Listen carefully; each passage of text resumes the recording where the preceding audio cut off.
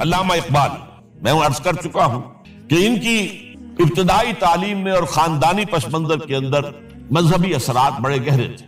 بہرحال انہوں نے ایم اے کیا ہے غالباً 1897 میں، اور اس وقت کا کچھ اقبال جو ہے اس وقت سے لے کر 1905 تک کا اقبال، ایک طرف تو اس میں بھی نیشنلزم تھا، ہندی نیشنلزم، یہ نوٹ کر لیجئے۔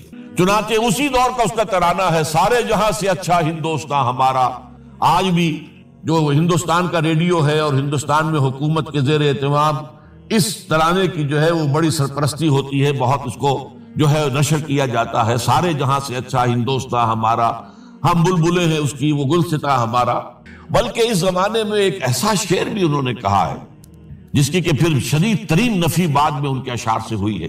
انہوں نے ایک نیا شوالہ کے نام سے جو نظم لکھی کہ سچ کہہ دوں اے برہمن گر تو برا نہ مانے، تیرے صنم قدوں کے بت ہو گئے پرانے۔ اسی میں ایک شعر ہے کہ پتھر کی مورتوں میں سمجھا ہے تو خدا ہے، خاک وطن کا مجھ کو ہر ذرہ دیوتا ہے، خاک وطن کا مجھ کو ہر ذرہ دیوتا ہے۔ اس درجے گہرا انڈین نیشنلزم اقبال کے اندر بھی موجود تھا۔ لیکن جب اقبال انگلستان گئے ہیں، یہ 28 برس کی عمر میں انگلستان گئے ہیں سن 1905 میں، اور 3 سال وہاں رہے انگلستان اور جرمنی، اور بیرسٹری بھی کی، اور چونکہ فلسفی تھے پی ایچ ڈی بھی کر کے آئے۔ اس عرصے میں معلوم ہوتا ہے کہ اقبال کی قلب ماہیت ہو گئی۔ یہ میرا ایک تجربہ ہے، بڑا پرانا ہے، میرا مشاہدہ تھا۔ 1970 میں پہلی مرتبہ میں انگلستان گیا تھا، میرے چھوٹے بھائی وہاں زیر تعلیم تھے، انہوں نے بلایا تھا۔ وہاں میں نے دیکھا کہ یونیورسٹیوں میں پڑھنے والے ایک P H D, 2 P H D کرتے ہوئے لوگ بیٹھتے ہیں، جمعے کے روز قرآن پڑھتے ہیں، درس قرآن ہوتا ہے، اور وہ ایک دوسرے سے قرآن پڑھ کے سنتے بھی ہیں تاکہ جو تجوید کی غلطیاں ہوں ان کی تصحیح ہو سکے۔ اور میں نے سوچا کہ پاکستان میں اس سطح کے لوگ جو ہیں کبھی اس قسم کی مصروفیت میں مبتلا مجھے تو نظر نہیں آئے۔ تو اس کا مجھے ایک اصل میں تجزیہ میرا یہ تھا کہ جن لوگوں کی بنیادی تربیت میں اور خاندانی اثرات میں مذہب کا ایلیمنٹ موجود ہوتا ہے، چاہے وہ ہندوستان میں رہتے ہوئے وہ زیادہ ظاہر نہ ہو، نمایاں نہ ہو، اس کے آثار سامنے نہ آئے، لیکن جب وہ ایک مخالف ماحول میں پہنچتے ہیں، اس مخالف ماحول میں ان کے اندر کا وہ چنگاری ان کی جو ہے وہ شعلہ بن کر بھڑکتی ہے۔ چنانچہ یہ معاملہ میں نے پھر بعد میں امریکہ میں بھی دیکھا، ہر جگہ دیکھا ہے کہ وہاں 2 نتیجے ہوتے ہیں، یا تو یہ کہ ایک آدمی ڈاؤن دی ڈرین گیا تو وہاں کی تہذیب میں رگا گیا شراب اور یہ اور وہ اور رقص اور سب یہ ساری چیزیں آ گئی، اور یا پھر جو بچ گیا جس کے اندر دین کا کوئی حمیت کا شائبہ تھا وہ پھر بھڑکتا ہے، پھر وہ ایکٹیوسٹ ہوتے ہیں، وہ کام کرتے ہیں۔ لہذا یہ معاملہ جو ہے علامہ اقبال کے ساتھ پیش آیا، اور خود انہوں نے کہا بھی ہے مسلمان کو مسلمان کر دیا طوفان مغرب نے۔ وہاں سے جب یہ واپس آئے ہیں تو اب نوٹ کیجئے 1908 سے 1930 تک یہ جو 22 برس ہیں علامہ اقبال نے کیا کیا نوٹ کیجئے، وہ آپ جانتے بھی ہیں، میں صرف گنوا رہا ہوں۔ اسلام کے نظام فکر اور فلسفہ اور حکمت کو بیان کیا، اپنی شاعری کے ذریعے سے بھی، اپنی نثر کے ذریعے سے۔ قرآن کی ایک نہایت جدید اور بہت عمدہ تفسیر، اگرچہ تفسیر کے نام سے آپ کو کہیں تفسیر اقبال نہیں ملے گی، لیکن کلام اقبال خود تفسیر ہے، خود دعویٰ کرتا ہے کہ میرے پیغام میں سوائے قرآن کے کچھ نہیں ہے۔ گر دلم آئی نئے بے جوہرست ورب حرفم غیر قرآن مزمرست، پردہ ناموس فکرم چاک کن ای خیابہ راز خارم پاک کن۔ یہ مناجات بحضور سرور کائنات صلی اللہ علیہ وسلم، وہ کہتے ہیں کہ اے اللہ کے نبی، اللہ کے رسول، اگر میرے پیغام میں کہیں قرآن کے سوا کوئی شے شامل ہو گئی ہے میری شاعری میں تو آپ میرے فکر کا پردہ چاک کر دیں۔ روز محشر خار و رسوا کن مرا، اور قیامت کے دن مجھے ذلیل اور خار کیجیے گا، اور بے نصیب از بوسہ پاک کن مرا، اور مجھے اپنی قدم بوسی سے محروم کر دیجیے گا۔ یہ بات کہہ رہا ہے، اس کا دعویٰ ہے، اس نے جو کچھ کہا قرآن سے کہا۔ اس کی شاعری جو ہے میرے نزدیک، اور میں نے تو اپنی جو سورسز گنوائی ہیں کہ میں نے جو قرآن مجید کا فکر یا سوچ جو بھی آپ اسے کہیں، جو تھوڑا بہت مجھے میسر ہوا ہے، ان میں میں نے 8 اشخاص کو نمایاں طور پر بیان کیا ہے۔ 4 یہ ہیں 2 کے جوڑے، 2 ابوین ہیں، ابو الکلام ابو العلا مودودی، ابو الکلام آزاد۔ 2 دکترین ہیں، ڈاکٹر اقبال، ڈاکٹر رفیع الدین۔ 2 شیخین ہیں، شیخ الہند مولانا محمود حسن، جن کا ترجمہ ہے قرآن مجید کا، اور اس پر حواشی ہے شیخ الاسلام شبیر احمد عثمانی کی، دو ہی عین مولانا فراہی اور مولانا اصلاحی، جنہوں نے قرآن مجید کے مضامین کے اندر جو اندرونی نظم ہے اسے واضح کیا۔ علامہ اقبال میری ایک بہت بڑی سورس ہے، بلکہ سب سے زیادہ گہرا اثر مجھ پر جو ہے بچپن سے جو ہوا ہے وہ تو علامہ اقبال کا ہے۔ 5ویں جماعت کا طالب علم تھا جب ان کا یہ شعر میرے ذہن میں کہیں چپک کر رہ گیا ہے، جواب شکوہ کا، وہ زمانے میں معزز تھے مسلمان ہو کر اور تم خار ہوئے تارک قرآن ہو کر۔ پھر علامہ اقبال نے مغربی فکر پر شدید تنقید کی، بہت بڑا ناقد، اور خاص طور پر مغربی تہذیب جو ہے اس کی نفی کی۔ یہ سارا کام کیا، اور اس سب سے بڑھ کر وہ تجدید ملت اسلامی کا علمبردار بن سامنے آیا۔ اس نے خوشخبری دی کہ دنیا میں اسلام کے غلبے کا دور آنے والا ہے۔ ملت اسلامیہ جو اس وقت دبی ہوئی ہے، پسی ہوئی ہے، پوری دنیا میں پامال ہے۔ آپ کو معلوم ہے کہ پہلی جنگ عظیم کے بعد کیا صورت ہو گئی تھی؟ سلطنت عثمانیہ کے جب دھجیاں بکھیر دی گئی اور کولونیل امپیریلزم جو ہے پورے عالم اسلام پر حکمران تھا، پورا عالم اسلام جو ہے محکوم، اگرچہ یہ دبے ہوئے ہیں، پسے ہوئے ہیں، گرے ہوئے، لیکن ان کا دوبارہ غلبہ ہوگا، یہ ابھریں گے، ملت اسلامیہ کی تجدید ہوگی، اسلام کی نشأت ثانیہ ہوگی، اسلام کے روشن مستقبل کے مبشر بن کر علامہ اقبال سامنے آئے۔ اور ایک اور جو بہت بڑا کام کیا وہ وہی وطنی قومیت کی شدید نفی، بلکہ شدید کا لفظ بھی کافی نہیں ہے، شدید ترین نفی کی ہے، اس لیے کہ اس وقت وطنی قومیت جو ہے اس وقت مسلمانوں کو اپنے اندر انگلف کرنے کے لیے پوری قوت کے ساتھ زور لگا رہی ہے۔ میں نے علامہ اقبال کے حوالے سے جو باتیں کی ہیں کہ احیاء فکر اسلامی اور تجدید ملت اسلامی، اس کے ساتھ ساتھ ہندوؤں میں کیا ہو رہا تھا اس دور میں، ان کے ہاں بھی ان کی مذہبی تجدید کا عمل بڑی شدت کے ساتھ شروع ہوا۔ اس میں بھی چند ناموں کا میں تذکرہ کرنا چاہوں گا۔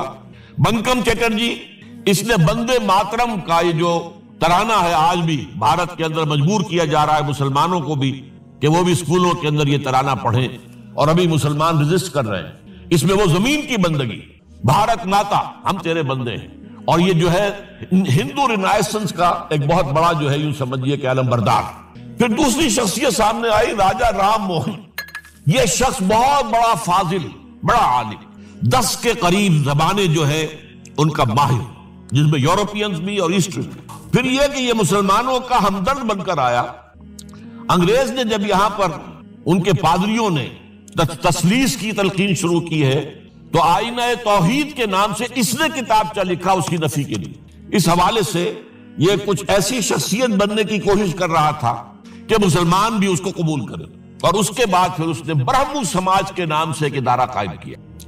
یہ وہی تھا کہ جو اس سے پہلے اکبر نے جو فلسفہ دیا تھا دین الہی، بھئی اللہ کا معاملہ کرو، صرف اللہ کو سب مانتے ہیں، صرف نام ہے مختلف ہے، کسی نے کوئی نام رکھ دیا، کوئی مہادیو کہتا ہے، کوئی کچھ کہتا ہے، کوئی گاڈ کہتا ہے، سب خدا کو تو سب مانتے ہیں۔ یہ جو رسالت کا معاملہ ہے اور شریعت کا معاملہ ہے، یہ فساد کی جڑ ہے۔ رسالت کی بنیاد پر شریعتیں مختلف، عبادتیں مختلف، ذرا اس کو پیچھے ڈالو۔ تو دین اکبری یا دین الہی اس کا نام تھا۔ اس کے اندر بھی در حقیقت کوشش یہ تھی کہ تمام مذاہب کو ایک ہاون دستے میں ڈال کے اور اس کو کوٹ کے اور چھان پیس کے ایک صفوف بنا کر ایک کامن مذہب ہندوستان کا وجود میں لایا جائے۔ بہرحال اس وقت اللہ تعالیٰ نے کھڑا کیا ہے حضرت مجدد الفسانی رحمت اللہ علیہ کو، کہ جنہوں نے اس فتنے کی سرکوبی کی۔ اس نے بھی مجلس ازدی کے نام سے ایسا ہی ادارہ شروع کیا، اور یہ گویا کہ ٹھنڈی چھری کے مانند، اس لیے کہ اسلام کا دار و مدار تو رسالت پر ہے۔ بقول اقبال بمصطفیٰ برساں خویش را کے دی ہماؤست، اگر بہول رسیدی تمام بول حبیست۔ اسلام کا تو سارا معاملہ، دین جو ہے اس کا سارا جو مدار، دار و مدار ہے وہ رسالت پر ہے، نبوت پر ہے، اسی پر شریعت کا سارا دار و مدار ہے۔ رسالت سے کاٹ دیجئے، حدیث سے کاٹ دیجئے، سنت سے کاٹ دیجئے، تو پھر قرآن کو پھر موم کی ناک بنا کر جو چاہیں آپ تعبیر کر لیں، جو چاہیں تشریح کر لیں، جدھر چاہیں اسے موم کی ناک کی طرح بوٹ کر لے جائیں۔ بہرحال اس معاملے میں بھی پھر ایک تیسری تحریک جو شروع ہوئی وہ بہت ملیٹنٹ تھی، آریہ سماج، دیانند سرسوتی نے۔ یہ ملیٹنٹ تھی اور بڑی اس کی جو ہے پذیرائی ہوئی ہندو معاشرے میں۔ انہوں نے کھل کر یہ کہا کہ ہندوستان صرف ہندوؤں کا ملک ہے، یہاں مسلمانوں کے لیے کوئی جگہ نہیں، لہذا یا ہندو ہو جائیں مسلمان اور یا پھر یہاں سے ہجرت کر جائیں۔ کھل کر آریہ سماج، اسی کے تحت پھر مہاسبھا بنی، اسی کے تحت آر ایس ایس، انتہائی ملیٹنٹ آرگنائزیشن جو ہے ہندوؤں کی، یہ سب جو ہے دیانند سرسوتی کا. یہ اسی طریقے سے پھر شدھی کی تحریک شروع ہو چکی تھی. ریکلیم کرو مسلمانوں کو. یہ ہم ہی میں سے تھے، ان کے آباء و اجداد کہیں جو ہے مسلمان ہو گئے، انہیں واپس لو. چنانچہ راجستھان کے علاقے میں جہاں بڑی جہالت تھی، مسلمانوں میں علم نہیں تھا، بس کہیں بزرگوں کے کسی زیر اثر فیض سے، کسی صوفی کے، وہ اسلام تو لے آئے لیکن تربیت کا کوئی انتظام ہوا ہی نہیں، مسلمان حکومتوں نے کیا ہی نہیں، کچھ بھی نہیں کیا. تو نتیجہ یہ نکلا کہ بڑے پیمانے پر شدھی کی تحریک ہو رہی تھی. میوات کے علاقے میں بڑی تیزی کے ساتھ مسلمان جو میو تھے وہ ہندو ہو رہے تھے. اسی پر تحریک اٹھائی ہے مولانا الیاس رحمت اللہ علیہ نے. ان کا مقابلہ کرنے کے لیے اس تحریک کا، اس شدھی کی تحریک کا مقابلہ کرنے کے لیے یہ تبلیغی جماعت کا نظام بنایا تھا کہ بس 6 باتیں لو اور جاؤ دیہات میں، جاؤ چنے لے کر گڑ لے کر جاؤ، کسی کا کھانا نہ کھاؤ، اپنا کھانا کھاؤ، کوئی تنخواہ نہیں، اور دین کی تبلیغ کرو. یہ نظام ان کا در حقیقت اسی شدھی کی تحریک کے جواب میں شروع ہوا. پھر سنگٹن کی تحریک شروع ہوئی کہ ہندوؤں کو سب کو جمع کر لیا جائے. اب اس اعتبار سے ذرا نوٹ کیجئے، علامہ اقبال نے جو نفی پھر وطنیت کی ہے، اتفاق سے یہاں یہ اشعار لکھے ہوئے ہیں. اس دور میں میں اور ہے، جام اور ہے، جم اور، ساقی نے بنا کی روش لطف و ستم اور، تہذیب کے آزر نے ترشوائے صنم اور، مسلم نے بھی تعمیر کیا اپنا حرم اور، ان تازہ خداؤں میں بڑا سب سے وطن ہے، جو پیرہن اس کا ہے وہ مذہب کا کفن. اب ذرا قلب ماہیت کا اندازہ کیجئے.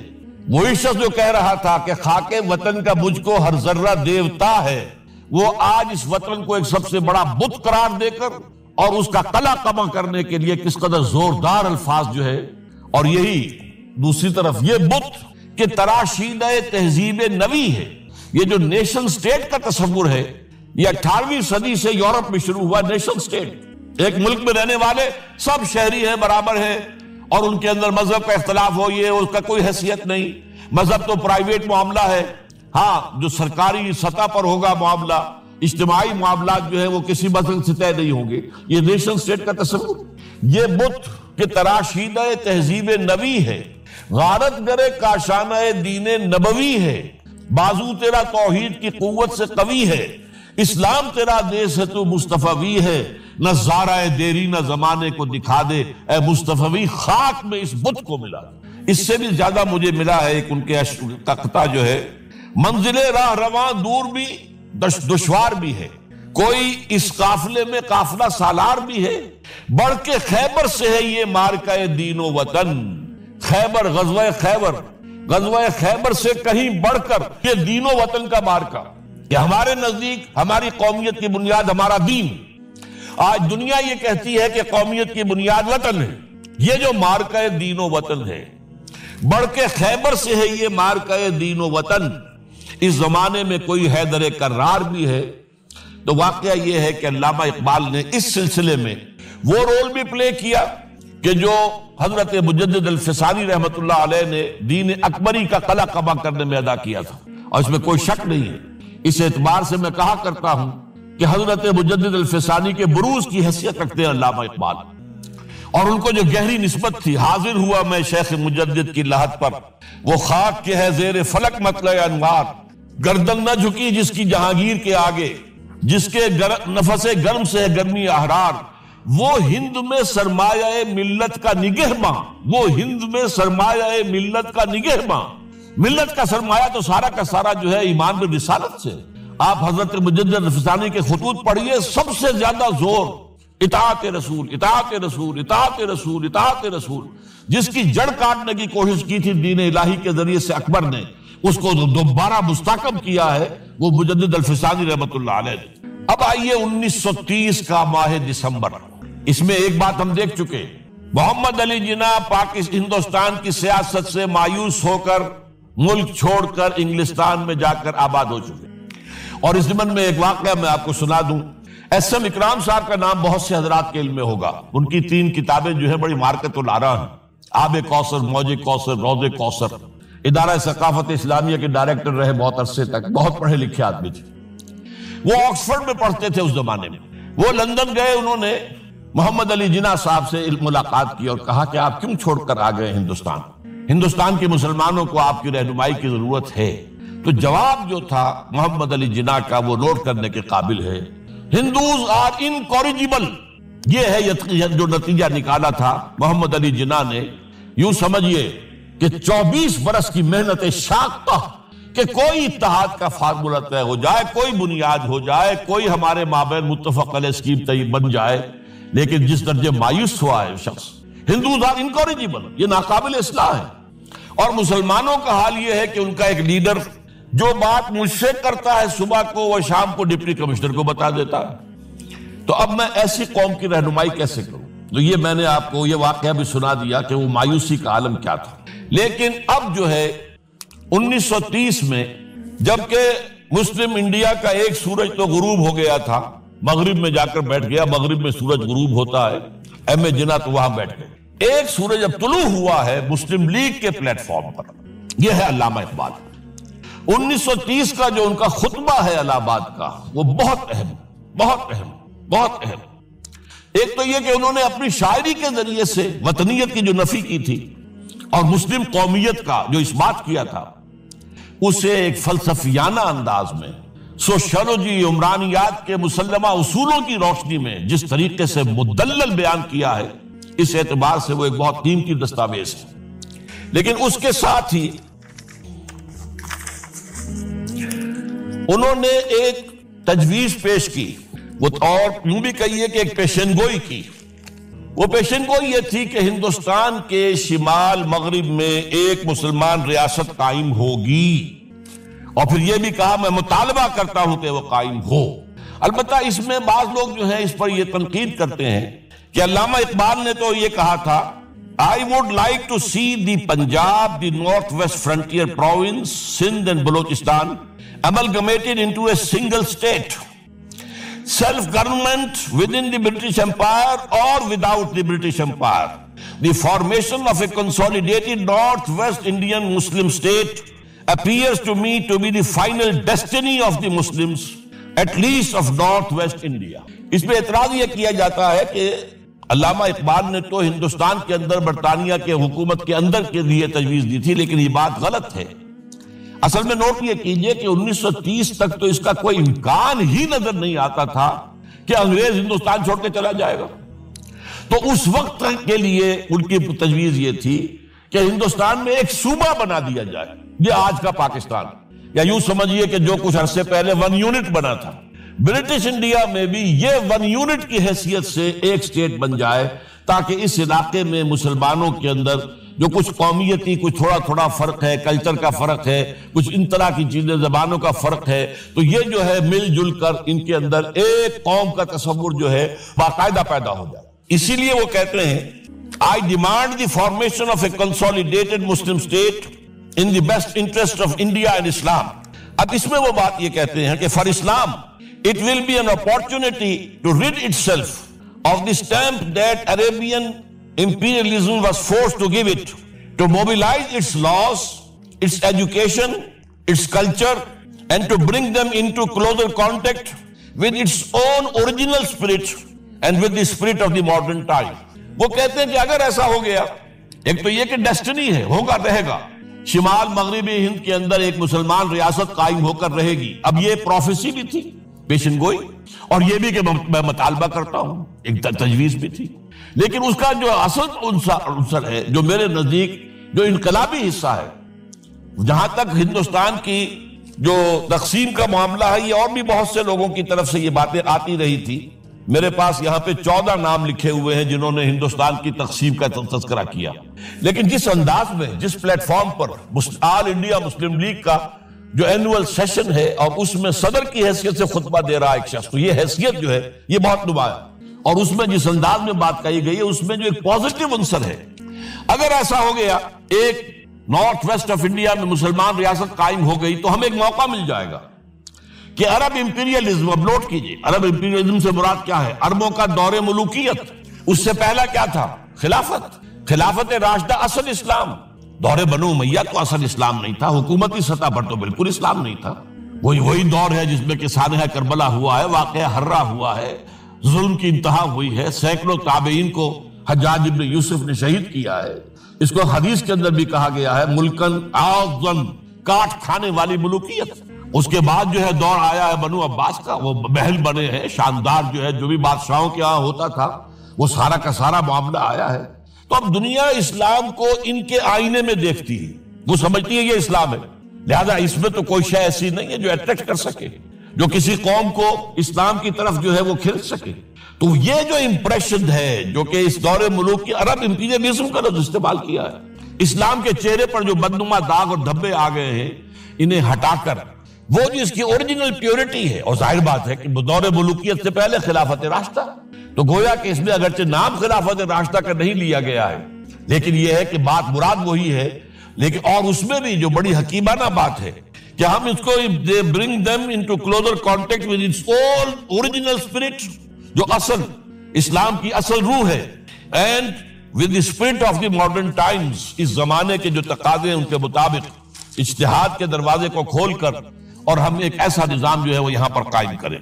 یہ ہے وہ چیز کہ جس نے تحریک مسلم لیگ کے اندر ایک مثبت جذبہ، یہ نوٹ کر لیجئے میرے الفاظ، 1906 سے لے کر 1930 تک تحریک مسلم لیگ صرف ایک منفی موٹیو پر چل رہی تھی، منفی، نیگیٹو، خوف، ہندو کا خوف، ہندو دبا لے گا، ہندو ایکسپلائٹ کرے گا، ہندو معاشی طور پر بھی، تہذیبی طور پر بھی، ثقافتی طور پر بھی، مذہبی طور پر بھی شدی کی تحریک چل رہی ہے، ہمیں راستہ دکھایا جا رہا ہے، ہندوستان چھوڑ دو اور بھاگ جاؤ، چلے جاؤ. یہ سارا خوف کا عنصر تھا، اور اس میں تحفظات تلاش کرنے، کوئی ایسی یقین دہانیاں کہ وہ مسلمانوں کے حالات بہتر ہو جائیں، اس کے علاوہ کوئی اور موٹیو نہیں تھا، یہ منفی موٹیو تھا. اور اس کی وجہ ساتھ ہی یہ ہے کہ مسلم لیگ اس وقت تک کوئی عوامی جماعت تھی ہی نہیں، بلکہ کچھ خواص، جو اونچے لوگ، نوابوں اور نواب زادوں اور ان ایسے لوگوں کی جو ہے یہ ایک جماعت تھی. لیکن 37 میں جو یہ انجیکشن لگا ہے یہ پوزیٹیو ہے.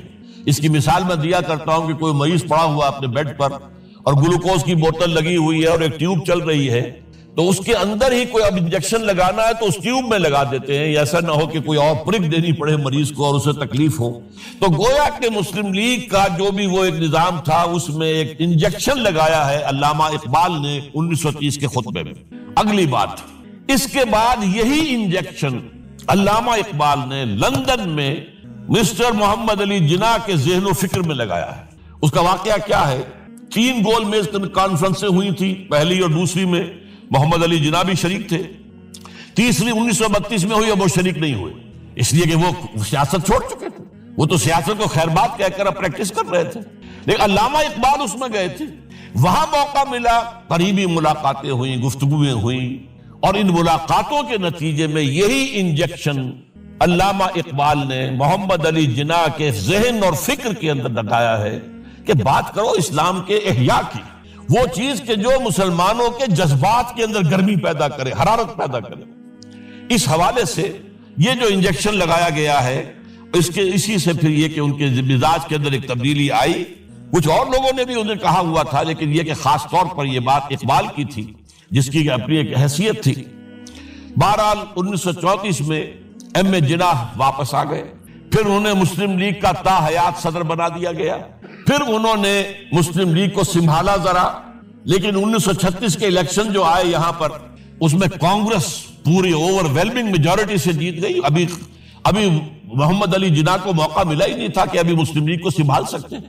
اور ان جو وزارتیں بنی تھی اس دور میں کانگریس کی، انہوں نے جو سلوک مسلمانوں کے ساتھ کیا، جو مظالم ڈھائے، جو انہیں دبایا اور ان کے حقوق کو پامال کیا، اس سے وہ نیگیٹو جو ایک موٹیو تھا وہ بھی اور قوی ہو گیا. اور اس کے بعد پھر محمد علی جناح نے 1937 سے لے کر 1947 تک، ایک لفظ میں استعمال کر رہا ہوں، آپ گھبرا نہ جائیں، 1937 سے 1947 تک اسلام کی قوالی گائی. پورے 10 برس اسلام اسلام اسلام اسلام، ہمیں اسلام چاہیے، اسلامی تہذیب ہم چاہتے ہیں، اسلامی قانون ہم چاہتے ہیں، ہمارے قوانین اور ہیں، ہمارا مذہب نہیں ہے، وہ دین ہے، وہ زندگی کے تمام معاملات پر. یہ جو ہے میں قوالی اس لیے کہہ رہا ہوں کہ قوالی میں تکرار ہوتی ہے، جس تکرار کے ساتھ یہ اب اس موقع پر آ کر محمد علی جناح قائد اعظم بن گئے. مسلمانوں کے دلوں کی بات، اقبال نے جو ولولہ پیدا کر دیا تھا، ایک ولولہ تازہ دیا میں نے دلوں کو، لاہور سے تا خاک بخارا اور سمرقند، وہ جو ولولہ تھا، جو غلغلہ تھا، اب محمد علی جناح کی زبان سے جب وہ بات آئی ہے تو یہ مسلمانوں کے دل کی آواز تھی، ان کی روح کی پکار تھی. لہذا اب مسلم لیگ ایک عوامی جماعت بنی اور محمد علی جناح اب قائد اعظم قرار پائے. اب اس معاملے میں چاہتا ہوں ذرا، کیونکہ یہ بات نئی سی ہوگی، میرے اس تجزیے کے روح سے نظریہ پاکستان اسلام اور اسلام کا احیاء خلافت راشدہ کے مفہوم میں، اور اس کا خالق اقبال ہے، اس میں کوئی شک نہیں. قائد اعظم تک بھی یہ بات پہنچانے والا اقبال ہے، اور پھر اسی پر قائد اعظم نے عمل کیا ہے. تو اس چیز کو بہت سے لوگ جو ہیں آسانی کے ساتھ تسلیم نہیں کریں گے، لیکن میں یہ چاہتا ہوں کہ خود قائد اعظم نے علامہ اقبال کے بارے میں جو کچھ کہا ہے اس کی دو کوٹیشنز آپ کے سامنے رکھ دوں. کلکتہ 21 اپریل 1938 کو علامہ اقبال کا انتقال ہوا. اس وقت کلکتے میں ایک بہت بڑا جلسہ ہو رہا تھا فلسطین کے مسئلے پر غور کرنے کے لیے. قائد اعظم اس کے چیف مقرر تھے. اب یہ خبر پڑھیے. A mammoth public meeting of the Muslims of Calcutta was held on the football ground on 21st April to consider the Palestine problem. But it was converted into a condolence meeting to mourn the death of Allama Iqbal. Mr. M. Jinnah said that the sorrowful news of the death of Dr. Sir Muhammad Iqbal had plunged the world of Islam in gloom and mourning. Sir Muhammad Iqbal was undoubtedly one of the greatest poets, philosophers and seers of humanity of all times. Note kijiye.